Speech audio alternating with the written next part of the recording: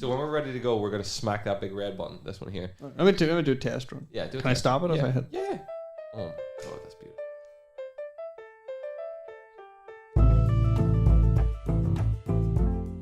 And then you'll be talking away. Hello, everybody, and welcome to the Empty Promise Podcast. It's almost like we were just listening to a podcast, and then your finger will slip.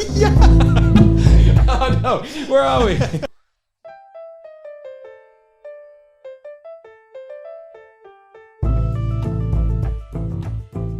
Hello, everybody, and welcome to the Empty Promise Podcast. My name is Chris, and today you are joining me and my best friend in the whole wide world, Mr. James D. Downey. Hello. On what is episode 129 of the podcast. I like the way you did that.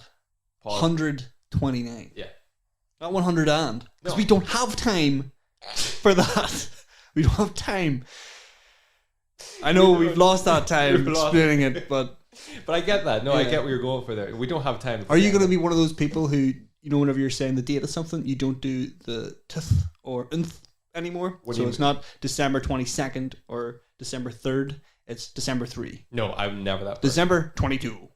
No, I'm never that person. Get ready for Christmas, December 25.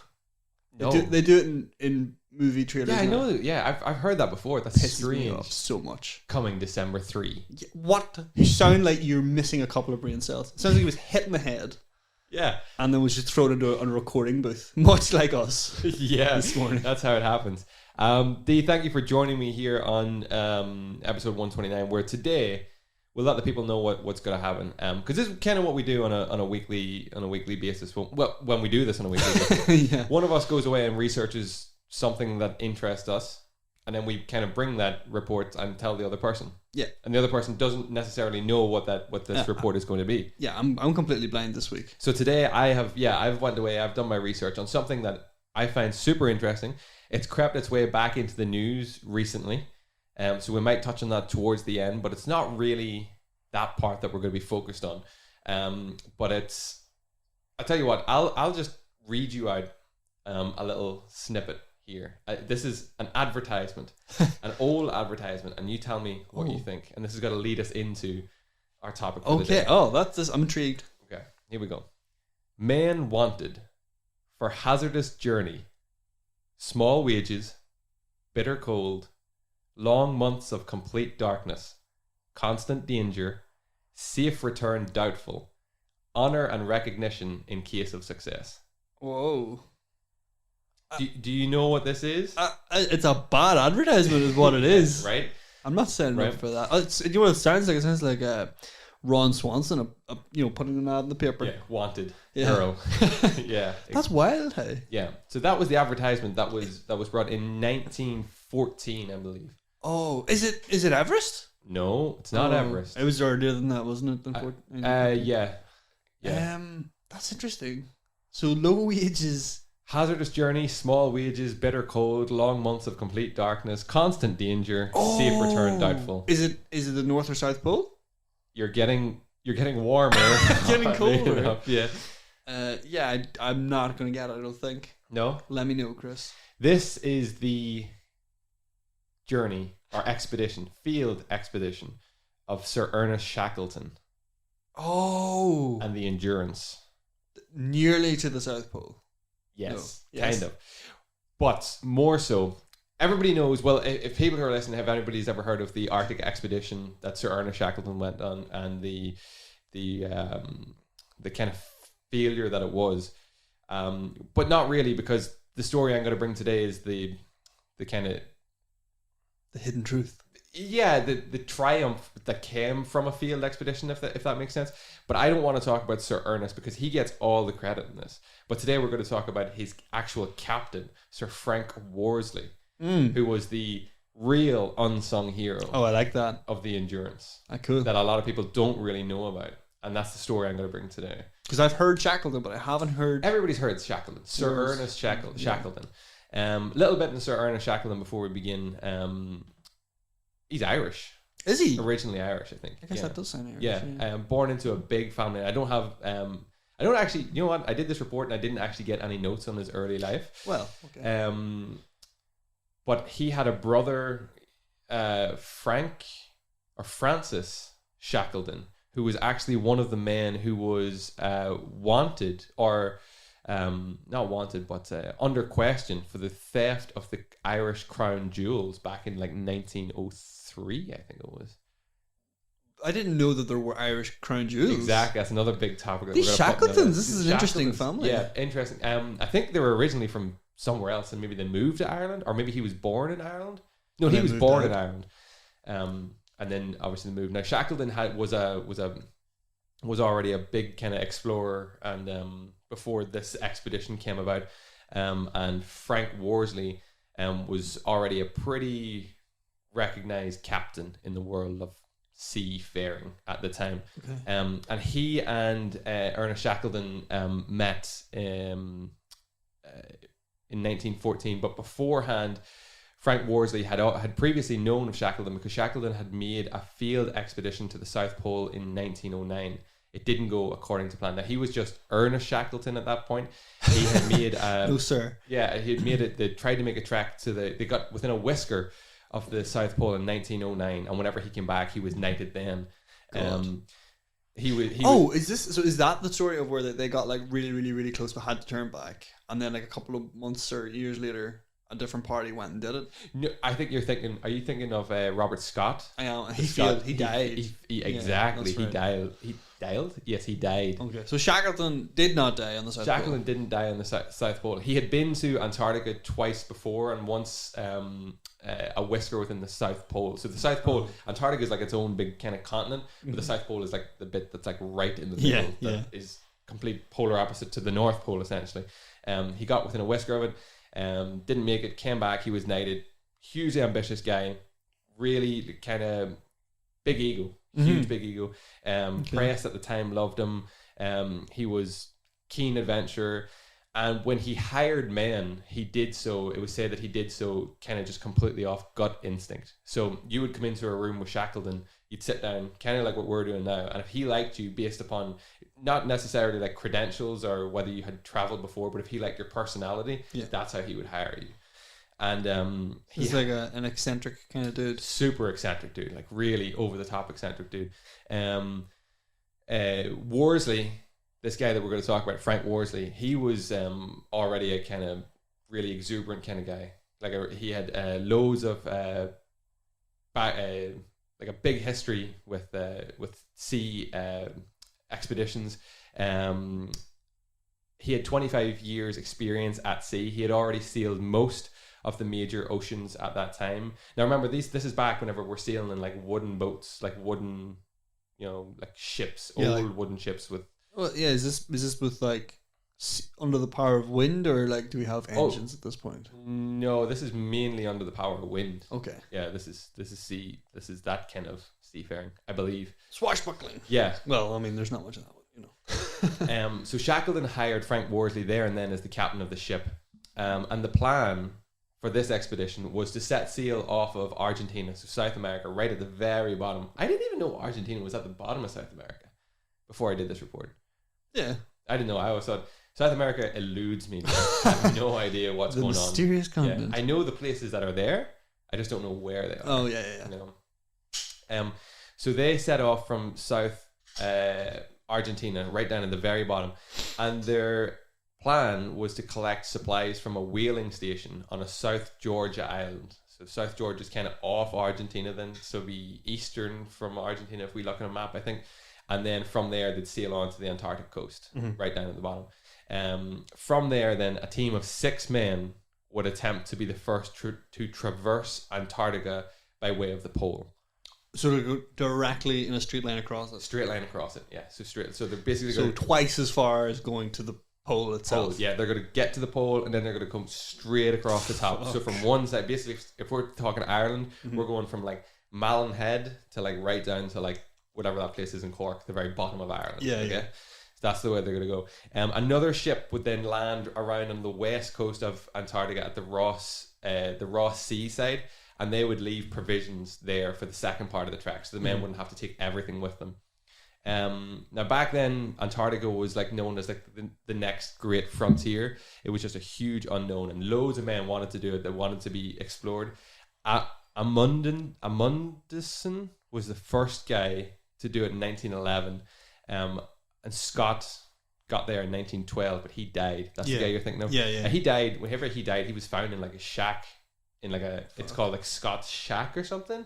I think it could be right at the South Pole. It's still there today because people who track it still use Scott's Shack, and they found his diary entries and stuff. He obviously, I don't know what that story was in its entirety. I think maybe he just ran out of food and provisions. Maybe I think 'cause I think they made it to the pole, and then on the way back they ran out. I think he was one of like the few, like one of the ones who got the furthest, but not obviously the whole way. Okay. So they needed a ship to sail, and the ship that they acquired was called the Endurance. Now they did so through like funding. What do you call that? Like you know, when you go on a, what's the word I'm looking for? Like if I go to do something nowadays, like a big adventure, I need funding from. They ran a GoFundMe page. That's exactly what they did.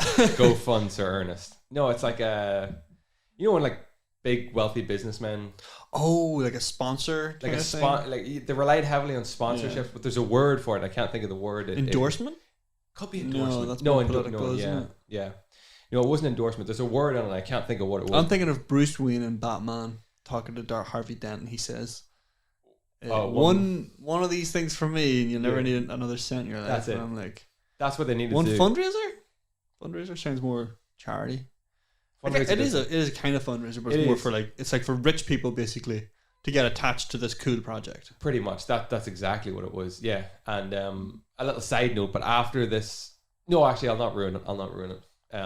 Anyway, they acquired a boat called the Endurance, and Worsley writes that he had never sailed a pluckier vessel. So this was the peak at the time. So that a lot of money went into this vessel. And on October 26th, their journey started in 1914. They set off from Buenos Aires, Argentina. And on board was an Australian photographer and filmmaker called Frank Hurley.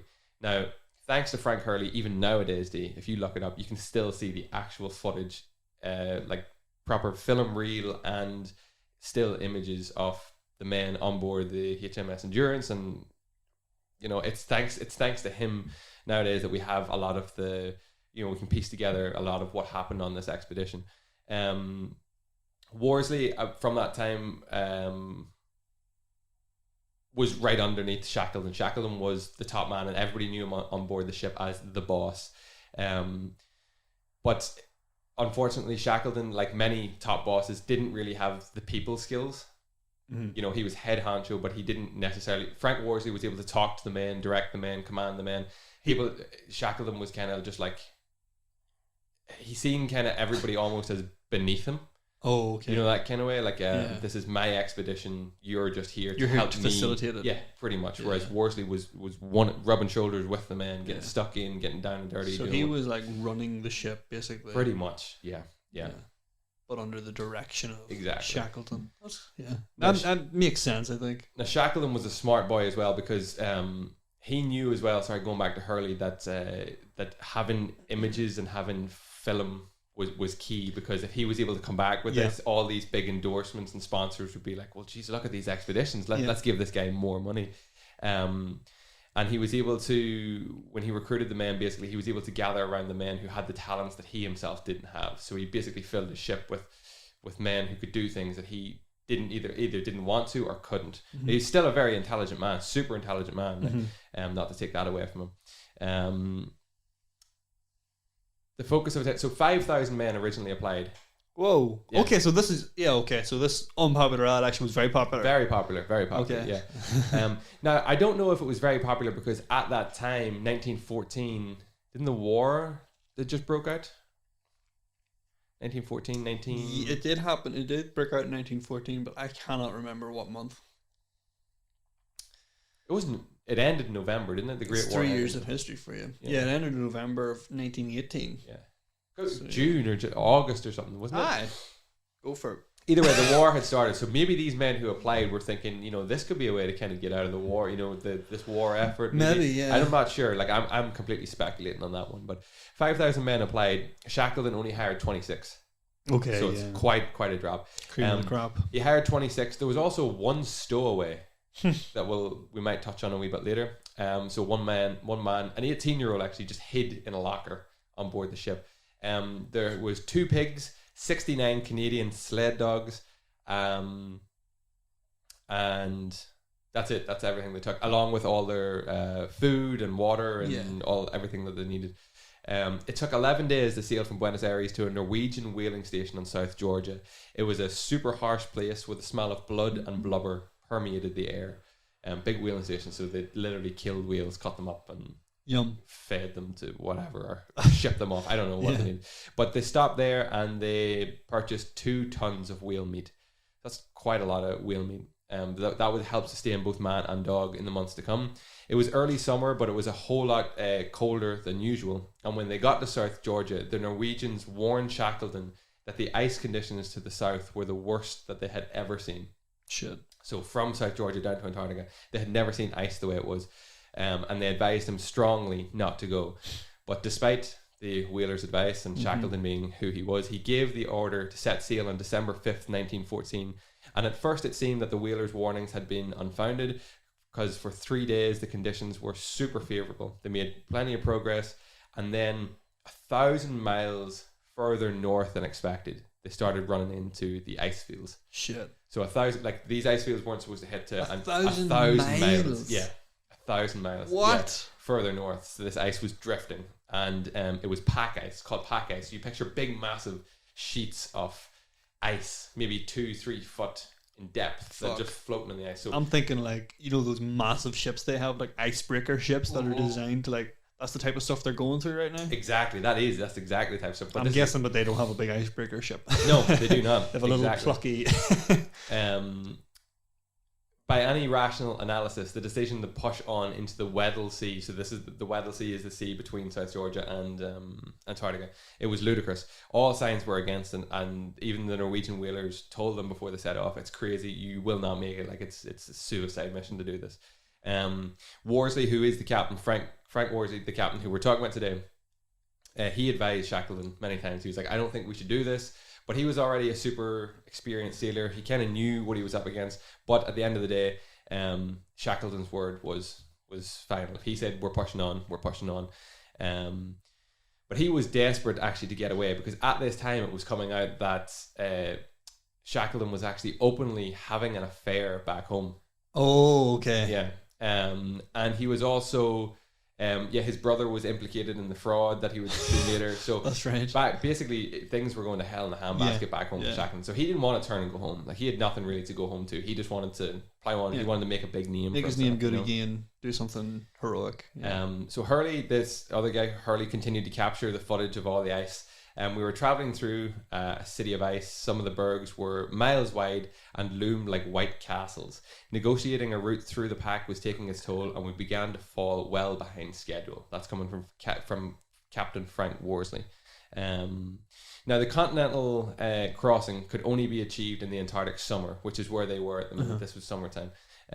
But rather than making landfall at the first opportunity, Shackleton wanted to push as far south as he could to shorten the trek. So instead of just coming down onto the north tip of Antarctica as planned, he wanted to push well down the south coast to shorten the trip as much as possible.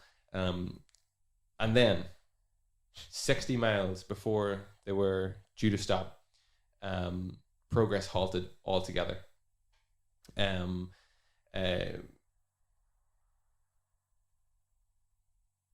Shackleton's dream across the continent kind of got in the way of safety as such, and he kept pushing into the ice, and basically it sealed the fate of the Endurance, because the pack ice closed in around the Endurance, and the Endurance was literally... The ice could smell blood. Stuck. Yeah, pretty much stuck, completely stuck. This huge big ship, and it was completely packed in. They could see no water in any direction, no matter where you looked. It was just ice, big, massive, big. Like, we're talking in terms of the length of these things. Like, some of them could have been like a quarter of a mile long. These packs of ice, huge, big things. But Worsley never criticized Shackleton once for getting them into this terrible situation. He was always willing to kind of see things in a more positive light. His logbook actually wrote, let me get it here. We lie to for a while to see if the pack will open at all or when this northeasterly wind ceases, but it did not open. So basically what they're waiting for is they're waiting an for opportunity. waiting for the ice to open for them, to the sea water, and then get back into sailing. Now Shackleton never actually admitted to just how serious the situation was, and a month later open water was spotted in the distance, and a huge effort was made by every man on board. So they were stuck there for a month, and a huge effort was made by every man on board to get off. And they used these big, massive like ice picks and wooden logs to start breaking through the ice, and the ship started moving ever so slowly. But the ice was much too thick to penetrate, and they were forced to abandon. They only moved feet, and they were forced to abandon again. And the ice just completely glued in once again and completely stuck around them. And so they've already extended their trip by a month. Being stuck in the ice, basically. Now, when they pause here and they know we're going to be stuck here, this is a case of they have to wait for the ice to shift, which is more than likely going to be next year. Oh, right. They got to wait till the summer, the Arctic summer, the Antarctic summer ends. The ice shifts and we see water again. So could be waiting for the guts of a year. They have it in their minds. We could be waiting for the guts of a year here before this. When did they leave again for this? They left in December. Oh yeah. Okay. Yeah, so that's like the middle of the summer there. Yeah. So they're coming to the end of the summer now, basically. Yeah. Shit. So they confirmed Ernest and Frank confirmed what everybody already knew, that any hope of crossing the Arctic continent was gone. Mm-hmm. This was now a survival kind of expedition. That all their focus had to be on how are we going to survive until this ice clears, that we can set sail again and get back to land. It was super important to Shackleton that he brought all 26 of these men home, not only for himself, but like we talked about before, that sponsorship. And nobody wanted a field expedition, and these millionaires who were paying this money for ships didn't want to be seen endorsing a field expedition, a massive field, where another 26 men are going to die in the Weddell Sea. That's interesting. The way the photographer being there is like a double-edged sword, because if 26 men go and die, and it's kind of like, that's sad, 26 men went and died. But if 26 men go and die, and there's pictures of them and there's video of them and all the work that they were doing, it's like it it plays well in the news kind of thing, and it just brings so much more attention to it. And obviously it would be a spectacular failure compared to just a tragedy, because of all the publicity around it. That's pretty wild. But Shackleton was again a smart boy, and he knew that he needed the films that Frank Hurley was taking and the pictures that Frank Hurley was taking, even if it was the men. They decided to dig in basically, but he needed those to get home because he needed money, and when he got home he needed that money from the pictures. It was a very ambitious project, and Shackleton now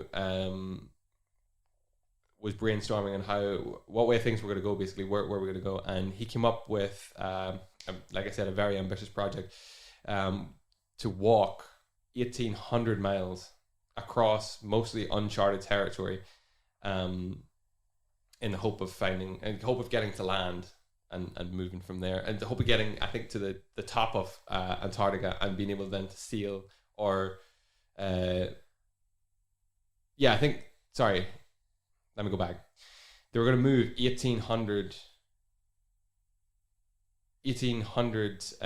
miles across uncharted territory with boats, as far as I know.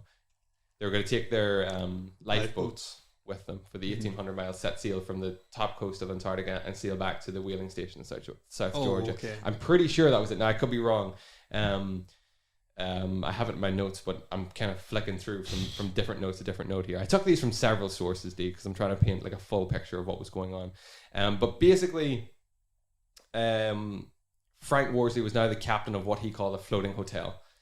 Okay, and they christened it the Ritz after the fancy hotel in London at the time where all these men kind of came from. We would settle in for the winter and sail home in the spring. That was the plan. The men threw themselves into the task required to sustain a life on the ice. Everybody pitched in regardless of rank. They collected snow for drinking and bathing. They hunted seals and penguins to keep themselves fed, and toiled to keep the Endurance clean. Life was busy and even comfortable. Situations were desperate, but every man put on a brave face and pretended otherwise. There were many diversions. They listened to gramophone records in the evening. They played games and held debates about books that they were reading. And Hurley, the photographer, gave a few lantern talks at night. So basically, he just stood up and just talked about random stuff, whatever was going on. You know what I mean? Maybe things that he had seen or filmed or so. I don't know. Cool. And every Saturday night, the men toasted their sweethearts, wives, and loved ones back home to try to convince themselves that they would soon return to them. Shackleton knew he had to keep the men busy because insanity would soon start to creep in. You have very little room on a ship, so it's a very claustrophobic kind of feel. 26 men stuck on a ship that's not moving at all. They would even put plays on. They would start to put different plays on. The cook or the chef, if you like, on board the ship, who they actually called Doughballs. That was the nickname they gave him. He baked up to 12 loaves of bread a day for the men and found new ways of preparing penguin. Yeah, day after Some of day. the most famous penguin dishes to this day. Exactly.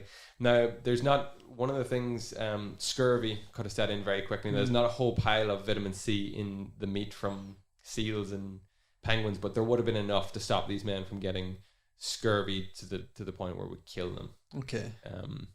Just in case anybody was thinking, like, famous shipwrecks, you could get scurvy, pirates get scurvy. I don't even really know what scurvy is. Scurvy is basically lack of vitamin C, and you'll die from it. It just kills you. It kills you, yeah. And then they had 69 dogs on board, and those dogs needed walk, they needed fed, they needed everything. So they grew very, very close to the dogs. They would still leash them up because they're stuck in this huge floating field of ice. They leash them up the way they're supposed to, take them out for big long runs. Everything that the dogs needed to kind of stimulate them and do. They were their pets basically. They were more than just working dogs. They even gave some of them names like Samson, Nelson, and Smiler. They provided in this cold and barren place a place to express love and affections. But as the months passed, it became more and more difficult to keep spirits up. There is no desolation more complete than a polar night. 24 hours of darkness. Oh, yeah. Life without the sun is soul destroying, and it made the incarceration nearly unbearable for some men. Sometimes cheering up the crew required drastic actions. And one man was known to take an ice bath at 29 degrees below freezing. But it provided a pleasant distraction. So basically, he stripped down, got in the ice bath, and everyone was kind of watching and going, Jesus, look at this idiot. Idiot. I mean, it would definitely distract you. Yeah. How do you not die from that? Like, obviously they have enough provisions on board, but like, yeah. It doesn't seem wise to tempt fate in the Arctic by jumping into an ice bath. No, I know. So the currents that were underneath them in the Weddell Sea was forcing the ice pack that they were sitting on north, carrying the Endurance with it. And the Weddell Sea is on a current that rotates clockwise as well. So they're going north and they're going clockwise. And measuring, so basically the current is called a gyre, and that's what the Captain Frank Worsley would have used to measure where they were at the time. That this is all he had to, because these guys had no idea. He had a sextant, which is a device used by...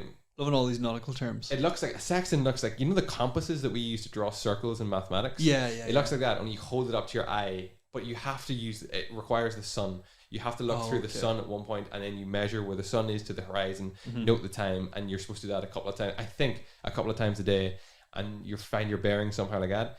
Being that they're in polar darkness, they couldn't use that, so he was... trying to keep track of where they were based on the ocean currents. I don't even know where you start to do that. Begin to do that, like.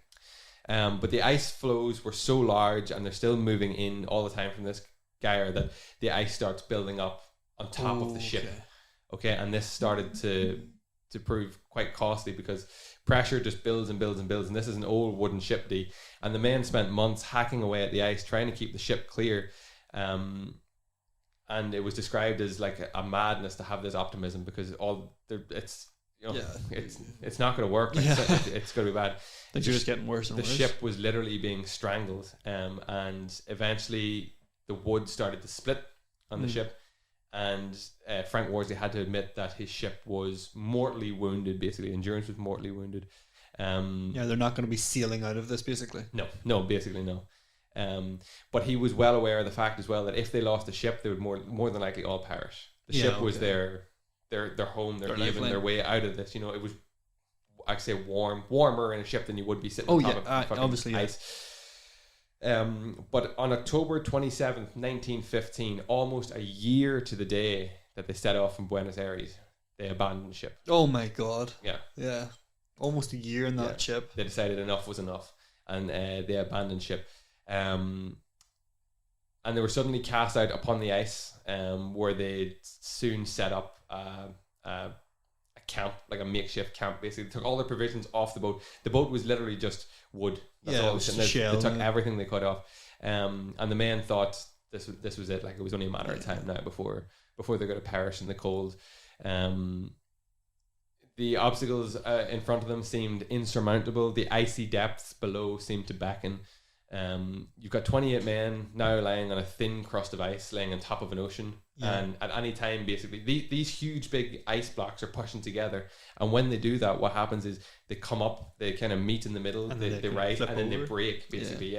So you could literally be lying there 1 minute and the ground below you break, and you're just going to drop into that water. Isn't it crazy how whenever they were in the boat and the ice was surrounding them, it was thick and it was, insurmountable and such a problem, and then once you're out on it, it's suddenly very, very thin. It's very thin. Like, it's very suddenly, like, that 2 foot of ice is like, oh dear, this is only 2 foot of ice. A lot deeper. That's crazy. And they're just sitting because they have obviously nowhere else. They got nowhere else to go. And so they're basically like, they're not only are they stuck in this like field of ice, but this field of ice is also moving all the time. So there could be much further from land than they originally expected. The ice is constantly moving north. It's away also from constantly moving clockwise, and it's also constantly being destroyed by other ice being pushed in on top of it. The weight of that causing it to crush, and then it's like, what do you call it, like the tectonic plates when they meet and they push up. It's basically that. So these men, you imagine going to bed at night and lying in your tent or whatever they have and thinking at any minute this ground under me could give way and I could just you're just in the water to that dark, horrible, deep, like the Weddell Sea is one of the deeper seas in the world. Like, it's pitch black, freezing cold. Like, Frank Worsley was now a captain in a frozen ocean without a ship. He writes that his crew castaways only had a faint hope of survival, but we could not succumb to despair. We had to determine a way forward. Frank Worsley felt that he should wait for the flow to move towards open water and then set off in light boats. So he was happy to kind of bed in, wait for this ice to get closer towards the actual edge of the ice to where the ocean was, and then set off in the lifeboats. Shackleton, however, was something much different entirely, of course, and like anything, what Shackleton says goes. He wanted to march to Paulet Island, which were about 350 miles away. What's he marching on? Ice? Yeah, basically on ice. And 12 years earlier, there was a Swedish expedition that had built a hut there to survive, and he knew that hut existed, and that's where he wanted to get to. Pardon me. So that's basically the plan that they set into motion. They were like, we're gonna take these boats. There's 3 long lifeboats. We're gonna load everything into them, and we're gonna haul ass for 350 miles across this frozen expanse to this hut. And when we get there, at least we have a hut. And that hut, is that on Antarctica or that's on Antarctica. Okay. God. So they were forced to get rid of literally everything that would weigh them down, basically. And this is where the first of the kind of big drastic decisions had to be made, because there was the carpenter of the ship called McNeice. He actually had a pet cat. Oh no. And the pet cat was seen as, it's another mouth to feed, we don't need it, shouldn't have been on board. Jesus. And ultimately they were forced to kill the cat. Poor cat. Kind of put it out of its misery, if you like. Instead of leaving it on a frozen, where it would it's just going to die. And he there was a lot of resentment then from Yeah. this carpenter McNeice towards Shackleton. He never forgave Shackleton for issuing the order to kill his cat. However, the dogs were still very much a valuable part. Well, that's because you need those to traverse. Yeah, exactly. Yeah. So the men started dragging these huge fucking lifeboats weighing nearly a ton. Oh, because they have to drag them over the ice. They got to drag them over the ice. Fuck. Because I was wondering whenever you said that, I was like, okay, so can they move through this ice because the boats are a bit smaller? But no, they have to drag it over. They're dragging over the top of the ice, like literally hauling with ropes set across like their heads and across their shoulders, and just they're trying to drag. And it became very obvious within a few days of this, that they were achieving nothing other than trashing the bottom sides of the boats and completely destroying the men, basically. These are men who are already starting to ration their food and their intake. Shackleton eventually had to admit to himself, yes, it is a crazy idea, and we basically just have to stay put, and we have to wait, and we have to see where these currents are going to take us. And they established a camp called Ocean Camp. Okay, that's not very reassuring. No. So a couple of days they tried to walk, realized they were getting nowhere, and they established Ocean Camp, a home made miserable by the summer thaw. The surface of the floe was a quagmire of melted snow and rotting ice, and all of their belongings suddenly became constantly sodden, so constantly wet and damp. They were still in view of Endurance, so even though they walked for 3 days, they could still see the boat. Like, I think in the 3 days they only covered something like, I think one of the documentaries I've seen said they covered something like, I want to say, it's less than a mile. Yeah, less than a mile. It's super low, like a backbreaking work, and they can still see the Endurance. She's starting to capsize now. She's starting to go on her side, and the ice is just swallowing her up. And over the next 2 months of being in this ocean camp, they slowly watched the Endurance be crushed by the ice, before she was eventually swallowed, just taken down. And actually, Frank Hurley actually managed to get the footage of the ship going down. It's super. You can check it out. I'll probably link it in the description of this podcast, just so you can see it. But it's so eerie, like, because there's nothing. And it's just this big wooden ship, and it's just been pulled under, like as if it's been pulled under by some kind of sea monster or something, But that was very, very difficult for Frank Worsley, because that was his ship essentially. He had to watch it being eaten by the snow. So they moved. 5 weeks later, they said they were in Ocean Camp for 5 weeks, and they began a second attempt then to cross the ice. So we're kind of going back and forth with.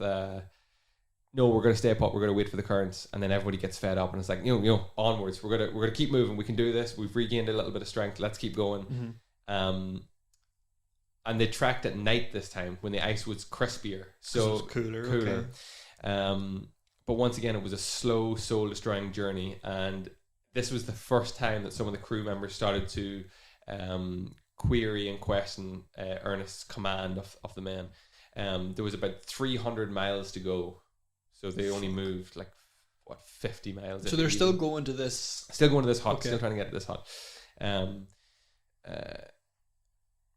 The lifeboats that were going to save them, ultimately when they got there, couldn't be damaged, and they were being damaged with all this hauling across. And this McNish, the guy who had killed the cat, the carpenter, he was very vocal in his distrust of Shackleton. And he kind of not I wouldn't call it revolt or anything, but I think he got inside some of the other men's heads. What is this man doing? We need those boats. This is suicide. And basically staged a mutiny. And just said, this is crazy. We can't be doing this. We've got no food. Shackleton at this point brought out his revolver and threatened to shoot McNeice if he didn't do what he was told. So things are starting to heat up a lot, and one of the things about this was that the men during that whole time, that whole first year, were able to keep such high spirits and able to keep themselves cheery and kind of optimistic, and now suddenly it's starting to fall apart a little bit. I mean, I'm impressed that they made this for a year, like a month or two of living that close quarters with very little hope would probably do it to most people, but obviously he picked a good bunch. But falling apart now. And that's a big move, whipping out the revolver, isn't it? Yeah. Yeah, that's like a boss move right there. Like, you know, and especially whenever it's someone who Shackleton was described as never really being invested in the men the same way Frank Worsley was. He's kind of just like this head guy who's now just kind of walked in. You can kind of picture the type, do you know what I mean? Yeah. And he just pointed the gun and was like, you're doing what I say. Exactly. And you're going to do this, And you can kind of almost picture Frank Worsley kind of being like squirming and being like, oh, don't do this, man. You know, like, this is not the way to go. So this is what's happening. And they march on, and for 7 more days they marched on. And eventually they did the math, and they had only covered, after 7 grueling days, 10 miles. God. So Frank Worsley sat down with the boss and explained that at the rate of the journey, it would take them over a year to hit this cut, at which point everybody would have perished. So fucking hell. Yeah. So it was again decided that we would stop. Ocean Camp 2.0. Exactly. Frank explained that the best chance was to wait for the moving ice to carry it to water, and we established a new home and a new camp. Indeed, they call this camp Patience Camp, ironically named. Yeah. It was almost a year since Endurance had become trapped, and these men could no longer remember life on land at all. That's yeah. And they set up this camp with mounting desperation, a camp called Endurance Camp. Everything was starting to be drained entirely. Their main sources of sustenance, penguins and seals, started to disappear because suddenly there was a hunter in the mix, so they started pushing further and further away. Our rations were reduced to a mere 9.5 ounces a day. I don't really know what ounces are, neither do I. But I assume it's, from the documentaries I watched, it's about a ladleful. Oh. A little more than a ladleful. Okay, yeah. I think that is grim. These don't say ounces, do they? No, these are milliliters. We don't use freedom units. Yeah, so it's pretty grim. It's super grim. Hunger was a constant companion, and the men became obsessed with food. Facing starvation, they could no longer spare meat for the dogs. Oh, no. So they were already feeding, like, there's 69 dogs. Yeah, that's a lot of mouths. Whenever you were saying that, when they were still on the boat, I was like, they're feeding themselves and all those dogs, like an army of dogs. Yeah. That's wild that they were able to do it for as long as they did. Well, this is where it does take another distressing turn. They were left with no choice but to shoot the dogs and eat the meat. I was gonna say, I was expecting that to happen. Whenever you mentioned, because I forgot about the dogs until you mentioned that they were feeding the dogs, and I was like, oh god, the dogs. Now that is poor dogs. That's a decision that was a very distressing decision that had to be made. It was the men all had wrote. Sorry, I meant to say that before one of the what do you call it, the prerequisites, if you like, or I forget the word, but if you were coming on board this ship and you kept a diary, you kept a log, all those logs were property of Ernest Shackleton. Oh, okay. So whatever you wrote, he was going to take at the end. So this was his story. This was his expedition. Exactly, his stories. But Shackleton, that's why it's always known as Shackleton's expedition. You know, all this stuff, everything the man. He was obviously very savvy in that way. Obviously, exploring a lot of great things. But that's why he was in charge. Businessman. Yeah, that's why he was in charge, because he was doing these. He was bringing the photographer. He was getting the PR. He was raising the money. He was creating the story. Mm-hmm. Exactly. Yeah, that's wild. But so a lot of the men had wrote that this was the most distressing thing that they had done so far. Because they were these were pets. They'd named them, and they had like grown attached. Yeah. In a greater way than you would if it was just like a work animal. You know. But eventually, they kill all the dogs. They killed all the dogs. Oh man. Yeah, 69 dogs, all shot and ate. I suppose we can't say it, but because we're not in that situation, but a life and death situation. Oh, I get it. Yeah, you kind of get it, you know. It would obviously break your heart, but it's literally like it's me or the animal, the dog. Unfortunately, I feel sorry for the cook Doughballs who had to start cooking dogs. Oh Jesus! And especially because I don't imagine they would have shot all 69 at once. So the poor dogs who were kind of watching the other dogs being slain. I'm sorry, I'm painting such a horrible picture of this, but it is. It's the grim reality, you know. Yeah. God, poor dogs. But eventually the day came when the ice broke up and water was eventually sighted. So maybe all these things were kind of coming together for them. Look at, here we go, we've got water. And they launched their lifeboats and they set off in search of land. Now, this was 15 months after being on water to begin with. And a lot of the men had lost their sea legs So seasickness was a big part of this now. These yeah. men were not used to being back on currents, back on the water. And they're only wee dingy lifeboats now as well. Exactly. And they were being... they had a new threat now, which was being crushed by these huge, big moving icebergs. Now we're talking icebergs that are maybe miles in size. Yeah. That were, you know the way the sides of icebergs kind of fall off, and icebergs move pretty quickly as well.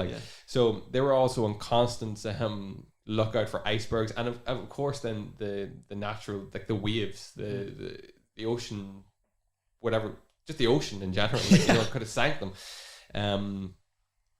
So they split up between all three boats, and there's a couple of pictures that you can check out, because there's an expedition artist that was brought along, called George Marsden, and he captured the vulnerability of the situation in a couple of the drawings that he done aboard one of these boats, and you can see in some of the waves and things that they're up against. They head for the South Shetland Islands, 50 miles away, and because they weren't yet in open sea, they had all the risks of the ice. In terms of the small boats, Worsley obviously had the most experience being a captain. He knew how to navigate, so he kind of led the pack, but he knew that it was too dangerous to travel at night. So they camped on icebergs at night. They would sail during the day. Oh my God. Yeah. So they would like come ashore on an iceberg. On an iceberg, basically. God. Too dangerous to sail at night. In case that is a big, something. yeah. Because I was going to say at night you just don't see anything. Yeah, like there's icebergs, you just won't be able to see them. So that's a big. Yeah, and I say that they camped on bergs, but it was noted that sleep was almost impossible at this point. The men were completely weak without sleep and without food and adequate warmth. Some of them were incredibly seasick, and the weight of responsibility on the men was almost too much. Frank Worsley was trying to navigate using a sextant through glimpses of the sun. Now I'm talking glimpses, we're talking maybe 10 seconds twice a day, twice in 24 hours the sun would come out, and he had to be ready for it, to catch the sun, bring it down to the horizon, mark where they are, and then use that to sail to try to find their land, which is crazy. But after 3 days of rowing, his calculations indicated that the currents had actually pushed them back 30 miles towards their starting point. Oh my God. So it's like one step forward and 30 miles back. Do you know what I mean? You're like literally rowing like upstream. Yeah, that's right. That's right. These men are also rowing. Yeah, like, these are men who are actually rowing these boats. Yeah, but he kept this information from the crew. Well, yeah, he didn't tell for morale. So they actually headed to the uninhabited Elephant Island. It's called. It's like a little tiny dot, like a grain of sand, basically, on a beach in this vast fucking southern ocean. And some of the men began to lose their sanity a little bit. Killer whales started to cruise beneath the boats like black torpedoes, threatening to cope them at any time. And they were actually followed at one point. I think on one of the diary entries, they were followed by a pod of whales at one point, who the men believed were basically like vultures, basically like water vultures. They were waiting for these men to. I don't know if whales would react. I was going to say, I don't know if whales eat like exactly people, but there you go. Not stopping them. And every day the temperature dropping, because we're now starting to get off the summer and move into winter. Yeah, it's truly. Holy hell. After 5 days on the water, the men were freezing to death. Fresh water was now in a seriously short supply, and they resorted to chewing on raw seal meat and fat just for the sake of the blood. It's a state that you get to when things are completely grim, writes Worsley. Life just doesn't seem that important. And Captain Worsley was now on the helm of this boat, so he was leading the way for 40 hours non-stop at this point where I'm starting to write. The thing about being on the helm of one of these boats, especially with the weather conditions, D, was you were constantly, if you picture sitting upright and now bent over from the wind, like, I'll demonstrate it. How you're bent over like this. Crusher is sitting and bending right now. It's kind of hard to explain unless you see it, but it was wrote that several men actually had to bend Frank back into position, because the cold had froze him in place. In place, like rigor mortis. Pretty much, that's exactly it. In a very acute angle, and he had to be bent back into.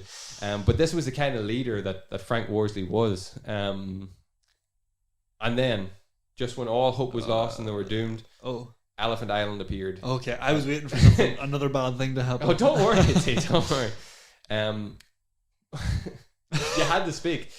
Elephant Island appeared, but they weren't able to make landfall that night. Oh no.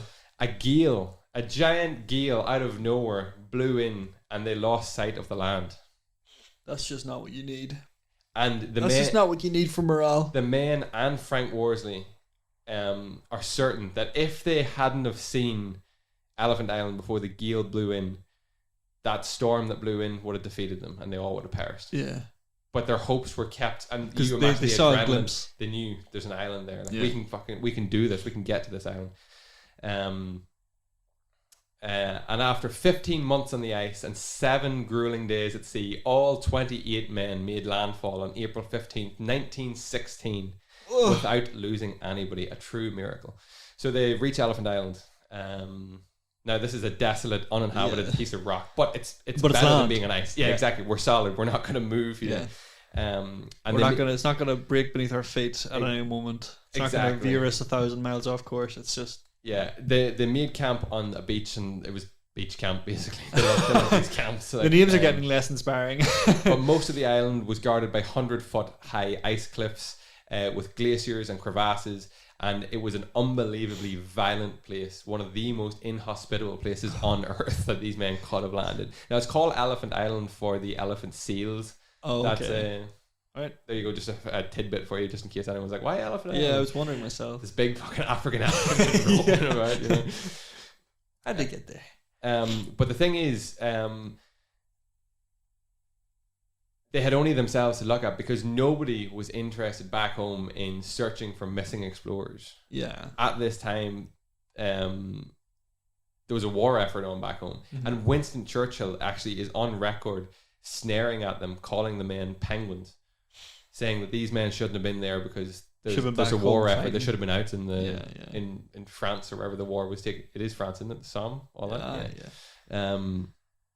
So nobody cared that these men were missing, basically. So it was on themselves. They either had to get home themselves, or that was it. No one was coming looking for them. So now they had to put a new plan, basically, and the closest settlement to where they were was Port Stanley on the Falkland Islands. But that was Shackleton who mentioned that. But Worsley determined that the winds favoured an attempt at South Georgia, back to, remember where the whaling station was? Where the Norwegians are. The whaling station is 800 miles away. Oh no! Yeah. Well, I mean, everything's pretty far, right? It's super far. Like, I couldn't believe. Like, I don't know why, but I kept thinking, once you've hit land, you hit land, like the next bit of land is probably just a couple miles out there. Land is land. Once you've hit it, you're basically 800 miles. Yeah, the size of this earth is crazy. Like, The fact that you can go 1,000 miles south from Argentina, the south of Argentina, that astounded me. Like, I didn't think there was that much of a gap between it and the South Pole, but yeah, there it is. And not hit land until you know what I mean. Yeah. That's big. But they would attempt to reach the whaling station they visited what seemed like a lifetime before, and in a dramatic scene which Frank Worsley recalls in his journals, a scene that he shall never forget, the boss addressed the men. He outlined the plan to them and made it clear that this journey promised to be even more difficult than anything that they had experienced to date. He was also honest about the slim chance of success. Despite the great risk of failure, every single man volunteered for this expedition, this trek from one part of Elephant Island, the 800 miles to the whaling station. Holy shit! On lifeboats, which had been destroyed by being dragged over ice. Yeah. But obviously they weren't taking every single man. 4 were chosen to join Shackleton and Worsley. They weren't going to risk it. So basically, these men had stopped and they were using their lifeboats as cover, and they were using it as shelter. Yeah. And now what Shackleton was basically saying is, 800 miles away is the station. If we all go, there's a good chance that we're gonna die. So they're looking for a crew. Basically, take the biggest boat, the biggest boat, and they're going to try to set sail, hit this land, and then come back, and we'll pick you all up. So you just hang on, you just hang tight. That's a lot of trust. And he was very open and honest about the small chance of success. Now imagine what these men that were feeling, who were kind of it's not even a wonder that everybody volunteered, because if you're left behind and you're thinking those guys have no chance, you're basically just gonna wait there until you're gonna live off seal meat and like eventually do you turn to cannibalism? Well, I don't know. So 4 men joined Shackleton. McNish, the guy who lost the carpenter. John Vincent, and 2 Irishmen actually called Tim McCarthy and Tom Crane. Now Shackleton is said to have been a great persuader. He had this amazing ability to gather people around him and kind of get into their heads and inspire them and lead them, even if they were going right into the jaws of darkness. You know, these men were willing to follow him. They threw themselves onto a lifeboat that they called the James Caird. It was 22 feet 6 inches long, and it was the largest of the 3 lifeboats. And first and foremost was the importance of covering the lifeboat by McNish the carpenter. So basically they took wood and stuff off the other lifeboats and just covered the whole top of it, so they had somewhere to get in out of the elements. And they put a huge what do you call that when you put like a not a float out the back of the boat, but a ballast. On one side of the inside of the boat, they put all these huge big rocks from Elephant Island to make a strong ballast that would stop the boat from moving too much in like currents and things. Keep it a wee bit steadier. They cannibalized the 2 smaller boats. And this was such a sacrifice because it meant that the men left behind had no shelter. They also had no shelter, and if these men didn't come back, they have no boats. They got no boats. So it's a do or die kind of mission here. Shackleton wanted a very heavy ballast. Worsley didn't, but Shackleton won out in the end. Surprise, surprise. And then this is the last that Frank Hurley's seen of these men, the photographer seen of these men, and you can actually watch the video, which is crazy. As they sail off. The actual thing of these 6 men sailing off in a boat and leaving the other 24 men stranded in this island. And there's the pictures. That night before they left, they had a big sing-song and they sat around and camaraderie was high, and you know, even though in the back of their heads they were kind of thinking this is probably the last we're going to see each other, and they drank some kind of weird like alcohol that they had, and you know, that was it, you know, get out of fucking seal fat. But Worsley even writes that he knew that this would probably be the last time that he would ever see most of these men. They were waiting for these men to sail across 800 miles of the world's worst ocean in winter. But first they had a lot of ice to work their way through, and a lot of overcast weather, which meant difficulty in getting sights on the Saxon and knowing exactly where they are. And after 800 miles, you have a target of this whaling station island, South Georgia, which is only 100 miles long, which in the grand scheme of things in an ocean is a very, very small dot to aim at, especially when you're coming in from God knows where in whatever weather, you know. But by darkness, on the first night, they cleared the ice surrounding Elephant Island and they reached open water. And below deck, any hopes that were made of sheltering from the wet and freezing conditions were gone. The cramped space meant that the men had to lie on the ballast rocks. And the night's conditions confirmed that this was going to be a really, really tough journey. Shackleton confessed to Worsley at that point that he didn't know anything about sailing or small boats. Oh my God. Yeah. What are you doing here? I know, right? We're leading an expedition. I don't know how to sail. I've never been in this situation before, and I'm counting on you, were the words that he told Worsley. He knew nothing about sailing and was totally in the hands of Frank Worsley. So it was up to Frank Worsley to get these men to that 100-mile landing zone. It was 3 days of sailing before he even glimpsed the sun. Jesus. And when he did, he managed to shout the sight to Sir Ernest below. He'd yell "mark," and Shackleton would mark the time that he shouts. And basically it's for like longitude sightings. Latitude and longitude. Yeah, sightings basically. I don't even know how you go about navigating like that. That's crazy. You need you need to know the exact time, and you need to know the exact location of the sun, and then you can work out where you are. It's wild. So you think, like, you imagine trying to sit on these freezing cold, like you don't know how tough it is to do anything when your hands are cold and you're cold, but to sit on these on a boat that's constantly rocking back and forth in the middle of an ocean at night with water swelling around the place, to shout, to do these fine calculations to work out where you are. Worsley had only 4 sightings of the sun in 16 days. Jesus. Yeah, so one sighting every 4 days. How the hell are you supposed to work out where the hell you are? Yeah. One side of the sun 4 That's days. impossible. We're talking like when I think about it, I'm constantly thinking of a man looking at the sun all the time and being like, well, here I'm we making are. fine adjustments. Exactly. Like, we're a little bit off course. Let's adjust. Exactly. He has one every 4 days, every 4 days. That's insane. Obviously, he has experience, like vast experience, super experience to be able to get remotely in the right direction from that. That is crazy. Yeah. Driving blind, basically. He felt basically. He knew which way the currents were going based on the way they were being pulled. He felt what the speed of the boat was. And this is where he came up with some kind of map in his brain, basically, that he could say at the end of the day, he'd made 56 miles in a northeasterly direction, or whatever northeast should be at that point. To do all of that in his head is like it's a gift, basically. Yeah. You know what I mean? That's just, you just have to... Yeah, just years of experience to get there. Ice started to build up though on the boat, on the hull, and it threatened to sink them. They didn't have any sailing clothes. They didn't have any sailing boots. They didn't have waterproof gloves. They're on this boat that's been thrown about 20 feet in the air at a time. Could have very easily lost a man overboard at any time. The freezing conditions were so bitter that one man could only bear to work on the deck for 5 minutes at a time. And they have to go back under, and try to keep warm whatever way they could. It's insane that they lasted so long on the lifeboats without the cover and stuff. Like, unbelievable. Like, yeah, just huddled together. Different part of the sea, I suppose. Like, they were sailing through like ice, which would have been calm, you know. Like ice. You know, it wouldn't have been cold, but you wouldn't have been getting wet and saturated. And they were getting no rest, and whatever rest they were getting was lying on these huge ballast rocks. The only good part of the day was when the men were served hot hoosh.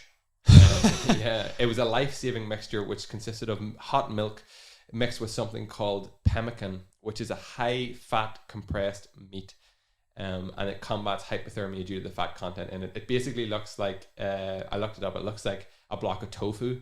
Okay. Basically, and it's a high-fat content and mixed with hot milk, and then it'll stop you from getting hypothermia. Just sustenance. Yeah, and then you imagine trying to cook that in underneath. Yeah, what are they cooking it on? Like gas stove? A little stove. Holy shit.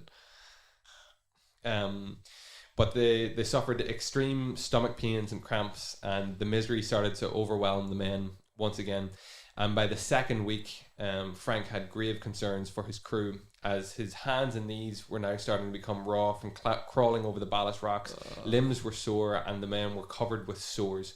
But the worst thing that he notes was the sleeping bags that they did have were starting to rot, because the sleeping bags were made with reindeer skin and fur, and the salt water on the hairs started to disintegrate the bags, and hair and matted fur was just over everything. And it's cold and it's wet, and it was just a salty mess, basically. McNish, the carpenter, was now at this point severely frostbitten. I think his face, maybe.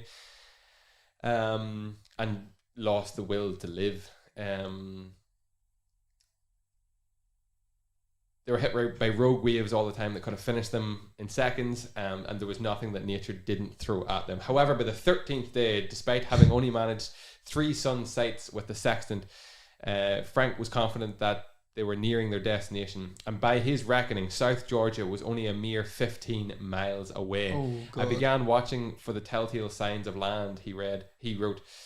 And then on the 7th of May, young Tim McCarthy, whose optimism had never wavered, spotted the peaks of South Georgia. Oh my God. However, oh no. As you know this story, exactly.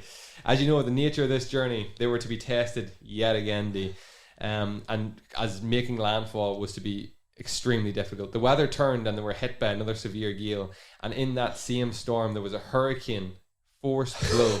So basically this is crazy. They were hit by the storm that came in, and this storm elsewhere on the water, somewhere else away from them, actually sank a 500-ton steamer on her way to South Georgia with coal for the whaling station. Crazy. But these men were in this little fucking lifeboat, you know what I mean? That's wild. That 500-ton steamer disappeared without a trace, and every soul on board. Oh my God. Crazy, D. Crazy. And these guys are just like holding on for dear life. Yeah. So Well, basically, he had to do. As far as I know, I'm not too confident in my seafaring terms, but only Frank Worsley knew how to beat off a lee shore which is one of the most terrifying things a seaman can ever encounter. It's basically they were coming in and it was too dangerous to land, so they'd come in nice and close to land, but then they'd have to sail back out, and then they'd try it again and sail back out and try it again. And I think this is what they had to do until they found like the right spot or whatever. But as they were doing it, they were constantly being pulled away from the island. Oh, I see. So if they were swept straight past South Georgia, they'd just be swept away. Yeah, basically, yeah. Not getting back to land. They had to make landfall as quickly as possible, and they landed at a place that they called Cape Cove. And Frank's 20 plus years under sail and operating small boats around New Zealand was crucial to this deal. It was a masterpiece of navigation, no question whatsoever. And the men finally had their feet on real land, not Elephant Island's rocky, icy shingle beach, but this was land that now had grass and heather and fresh, clear water.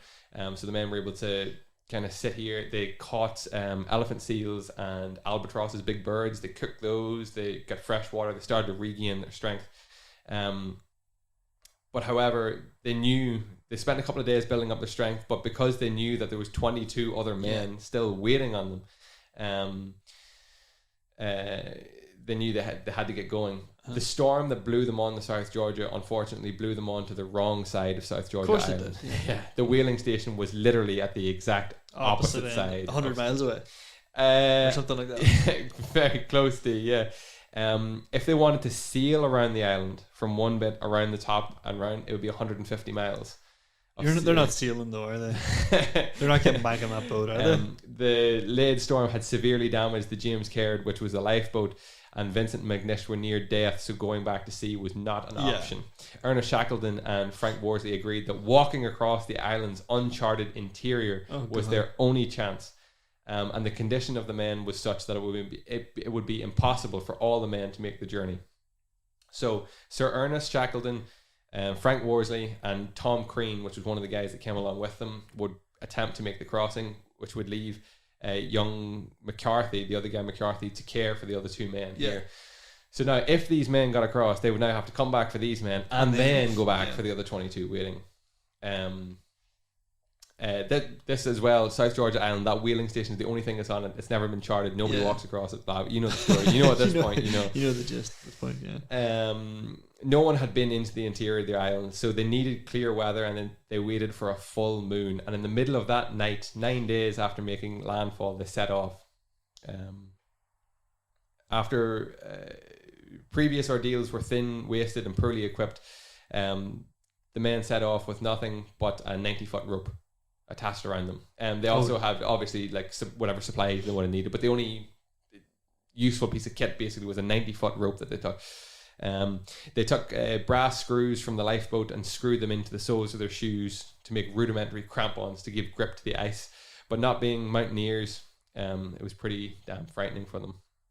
So it's not like planes, like they're climbing over mountains. It's snow. It's like snow-covered peaks, basically. Yeah, rocky, snow-covered peaks.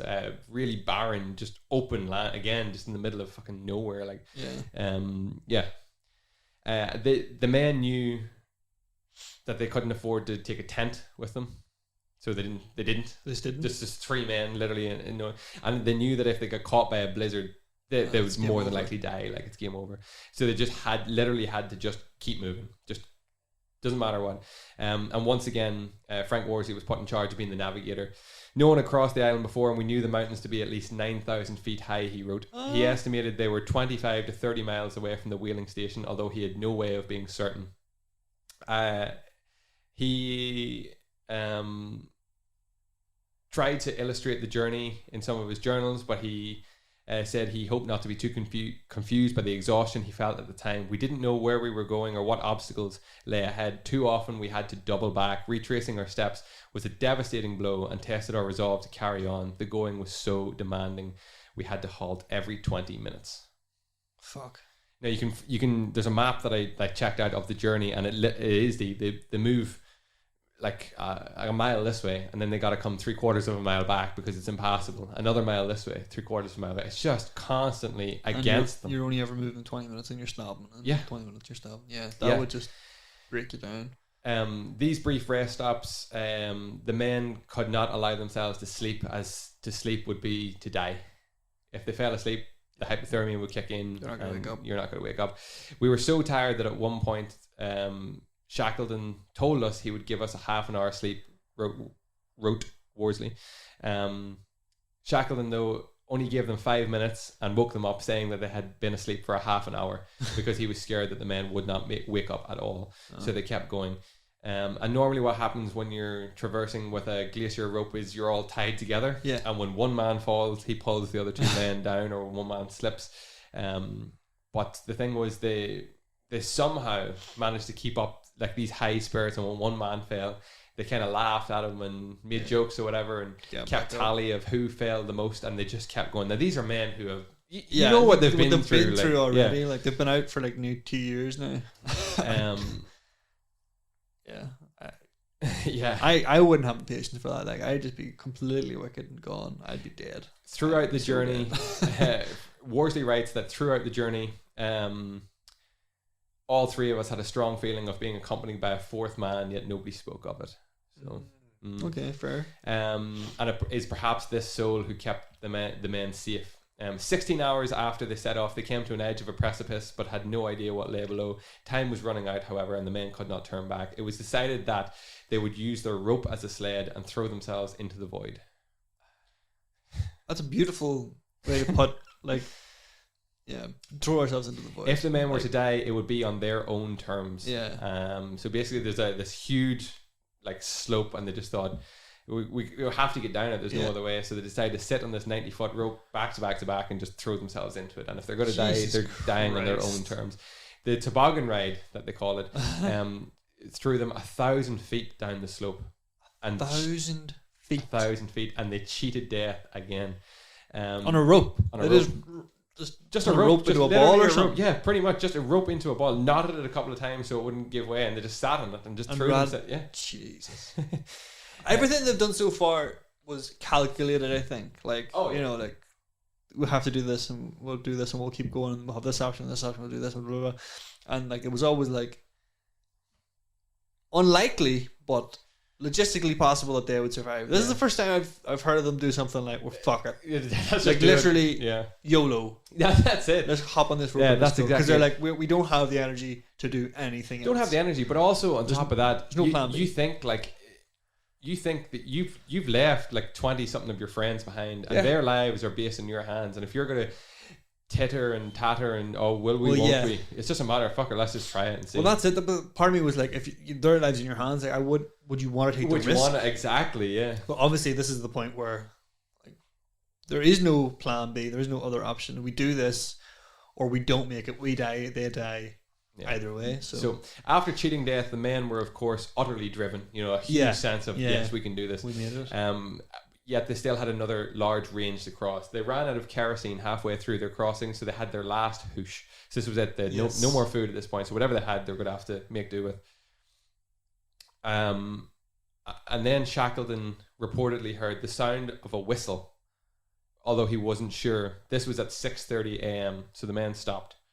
Didn't know what was going on. God. So they all waited, and they waited to 7 o'clock, another half hour, and they listened, and they were waiting to hear if they hear this whistle again. And sure enough, it was the first sound that all of them heard in 17 months. A large whistle went off to resume work, which meant the whaling station was very, very close. Nearby. It was a marvelous moment, and after 36 hours, half frozen and nearly unconscious, they crested a peak, and there was the whaling station. At the sight of men's and buildings and of all those things they had done so long without, it meant safety, and more than anything else, it meant possible rescue and safety for the other 22 men. The burden of carrying their lives with them is what kept Shackleton, Worsley and Crean going. For the first time after abandoning Endurance, which was the original ship way back, the men enjoyed a hot bath, a change of clothes and a shave. Holy shit. That same night then they boarded a boat to go back out to get the others. We could not rest until everyone was safe. Tom Crane, Sir Ernest and I were forced to abandon 3 separate attempts to reach Elephant Island because of just the weather and the ice, basically. Yeah. So they got the guys on the whaling station island, did they? No, that is Elephant Island. Sorry, that is Elephant No, but the guys that they brought, the 6 of them went, and then only 3 of them got to the whaling station. So the other 3 that were... Oh, yes. They were just picked up, I guess. Yes, of course. Yeah, sorry. I should have mentioned that. Yeah. They went back around and they picked up... hang on, let me get that right. How have I skipped that?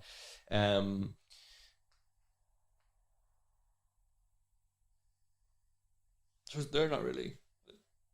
not as difficult to get to, I suppose. Yeah, they got them men. I don't know why I skipped that little piece.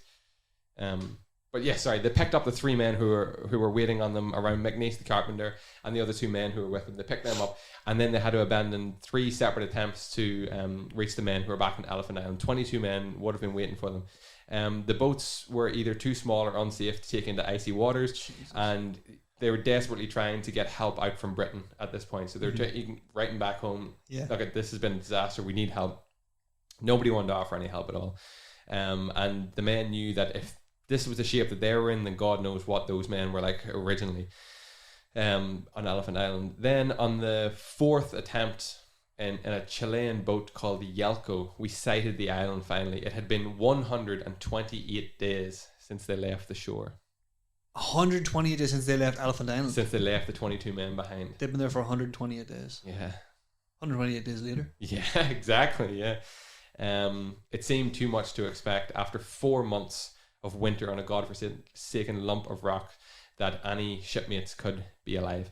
The whole split could have swept everything clear during the winter storms, and they were sure that nobody was left alive at all. As they neared the coast, they watched through a pair of binoculars, and slowly men started to gather on the beach. Holy shit. Slowly the number started growing, and the boss, Shackleton, who had the binoculars at the time, counted anxiously, and it took a bit of time, and then he spoke the words, "They're all there, skipper, they're all alive, and they're coming home." Class. Yeah. That's amazing. The men had not conquered Antarctica, but their greatest success was their survival across this. Frank never lost hope, and somebody once said he was not born to be drowned. He did not believe that he did believe he could go get through everything, and did. Getting everybody home was Shackleton's responsibility as a leader, but without Frank Worsley, there was no way he would have managed it, and all the credit went to Shackleton. Oh, naturally, yeah. That's just the sort of man that he was. But without question, the journey could not have been achieved without Frank Worsley's contribution and expertise in sea navigation. Well, that's it. I mean, they obviously, every single man on that, and Dog, for that matter, were, all responsible for them making it. Exactly. How they did. That's incredible. And I mean, credit to Shackleton for actually, because what I was expecting is him to land on this island and be like, right, I'm off. Yeah, I'm heading back to England. I'm done. Good luck with getting them boys back. But no, he did go and get them, and he obviously had an investment in getting them all back. He did. He got them back. Now, what happened afterwards? I looked into it a little bit, if I can remember. Most of the men actually got home and went straight into the war effort. Oh, just went straight back out. Probably a lot of them lost their lives there. Yeah, a lot of them were dead within 7 to 10. That's crazy. Months. Shackleton went back for another Arctic expedition, joined by Frank Worsley, and they made it to South Georgia Island again, the whaling station, and he actually succumbed to an illness and died. Shackleton died on that island. That's where he's buried, actually, South Georgia Island. Frank then returned to Britain and went on giving lectures and talks about this expedition in particular. Frank Hurley, who was the photographer, went on to document the war efforts, and he became known as a war journalist, I guess, at that point. Who else was there? McNeice. Oh, this was ludicrous. So that guy McNeice, the carpenter. Yeah. All the men received a medal. It's not called the South Pole Medal. It was basically a medal of heroism for survival against the odds or whatever. Yeah. And Shackleton refused to award McNeice his medal because he started the mutiny against him back and things. So he died without receiving his medal, basically. So he didn't want it anyway. No, that's shitty though. That is shitty, yeah. Especially because he's the one who brought him with him on that little boat, yeah. And they obviously spent all that time together, and he never got over it. No, that's a petty thing to do. Isn't it? The type of man Shackleton was, he never forgot, he never forgave either, really, from the sounds of things. It's pretty petty, but it is pretty petty. Yeah, there was one man actually just died an alcoholic. I forget who he was. Like, I think maybe it was too much for him when he turned to alcohol, and that was it. Died an alcoholic so many years later.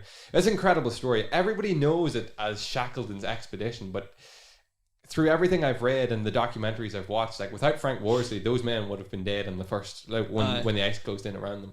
And the reason I brought this one up, Dee, is because I don't know if you've seen in the news, but probably 2 weeks ago now, they actually sent a submersible down, and they finally, after all this time, found the Endurance at the bottom of the Weddell Sea. Class. Perfectly preserved in the cold. That's insane. And they don't want to, they said they can't lift it up. They'll never lift it up because it'll destroy. But there's amazing pictures on the internet at the minute, and over the last couple of weeks in the news, it's been there, of this huge wooden ship just lying at the bottom of these cold, dark, icy waters, like, and it's perfectly preserved. The Endurance along the back. That's insane. It's incredible. Like, that's the final resting place. I forget how deep it is. It's ludicrously deep. But that's where it is. They found it. Crazy. They have a what do you call that? Like a bust, like a bust of Sir Ernest in Georgia. You know, like a memorial. And I forget when Frank Worsley died. Sometime in the 90s at some point, like 96, like not 1990s. Sorry, like 1960s or something. Sorry. That's crazy story though, right? That's absolutely wild. Yeah. I mean, it almost had a happy ending. Yeah, it almost did have a happy ending. Yeah, until the war. But yeah, like exactly. Yeah, the war kind of took away from it. But it's interesting though. It's like, you know, they fought so hard and fought so long and did everything in their power to survive. But then we're just told, off you go. Yeah, fight for England's go fight for your country now. Yeah. That which is crazy. Men wanted for hazardous journeys, small wages, bitter cold, long months of complete darkness, constant danger, safe return doubtful, honour and recognition in case of success. Well, that's what they went for, and that's what they got: honour and recognition. Madness, except for the carpenter. That's so shitty. He got honour, he just didn't get recognition. Yeah. And Worsley as well didn't really get recognition. No, he didn't. Like, he shouldn't have. Should we name this episode Worsley's Expedition? Yeah, just a real FU to Shackleton. The real hero of the expedition. Yeah, is Frank Worsley. Like, there you go. Yeah, good. I'm glad I was able to take that to you today. It surprised me how bad it got, because you always hear about these things and it's like, yes, it's they're in dire situations and they survive and they make it through, and it's like, I don't mean to make little of any of those incredible stories that we've talked about before, but it's like, man, they really went up against it constantly. Yeah. And I like the way there was like dynamic between the individuals on it. Like, certain people wanted to do different things. There was a mutiny. There was problems between them, but they did all stay together at the end of it. Why I don't know how they stayed. That's what appeals to me so much about this story. Is just the will of those men to survive, and the fact that they never really dropped their optimism all the time. I'd love to know if there's diaries or anything kept by the men who were left for the 128 days. Yeah. On Elephant Island. I mean, the pictures from that photographer must be insane. Yeah, crazy. What was he? 128 days? Just taking pictures of seagulls. I'm pretty sure when Shackleton left the island, Elephant Island, with the other 5 men, he took most of the diaries actually and filmed with him, I believe. Oh, at that point, to get it back. In case those men never made it, or in case they couldn't make it back. I think that's what it was. I was wondering this as well, because whenever they got there, obviously they needed to get a boat. Yeah, they needed to pay for that somehow. Like, so I wonder, is that what his plan was? I'll bring back the footage. I'll bring back the notes. Yeah. We'll sell the story so we can get the funds to go get a rescue. If you had if you had just listened to the whalers at the station in the first time, the Norwegian whalers, who said, just wait, it's too dangerous. But this that's not their nature. Like, no, like their nature is, we're going to go. You're telling us we shouldn't do it, but we're going to go anyway, because that's what we do. Such a crazy story, man. Because people would say, don't go to the South Pole at all, full stop, because it's crazy. I'd love to cover the story. I will cover the story someday. We will cover the story of Scott and his expedition, because that's another good one that also has quite a bleak ending. Quite a bitter ending, yeah. But still, these are just interesting events of history. Like, I think fantastic human feats. Fantastic human feats. And where to find them. There you go, yeah. In bloody the Whirler Sea. What was the sea called? The Weddell. The Weddell Sea. Weddell Sea, yeah. You can go see the Endurance. Yeah. Go see it today. Yeah. Oh, God, it'd be so cold. all that kind of water freaks me out. All that polar water is man. just ice. Yeah. Ugh. Imagine falling beneath that. You're Ugh. dead as soon as you're in it, basically. God almighty, that's terrifying. Ladies and gentlemen, boys and girls, we hope this episode has found you well. This has been episode 129 of the Empty Promise podcast. Please do subscribe to the channel if you're not already a subscriber. You can find us over at youtube.com/emptypromisepodcast. If you're listening to this podcast where you can give us a rating or a like or whatever, thumbs up, a thumbs up, anything. I know if you listen on star. Spotify now, there's a little rating at the top of Spotify that you can give. Yeah. Just super quick, super easy, but it would help us out so much if you did that. That'd be excellent. Mm-hmm. And you can catch up with everything. What is it you can catch up with in the coming episode? Oh yeah, we'll basically be doing our weeks, some news and just some general shooting the shit. What we usually do at the end of an episode, we're going to hit with a little episode in the middle of the week. Yeah, exactly. So look out for episode 130 for that. Yeah. But we hope this episode has found you well. Thank you everybody for tuning in. We will see you all with another topic next week.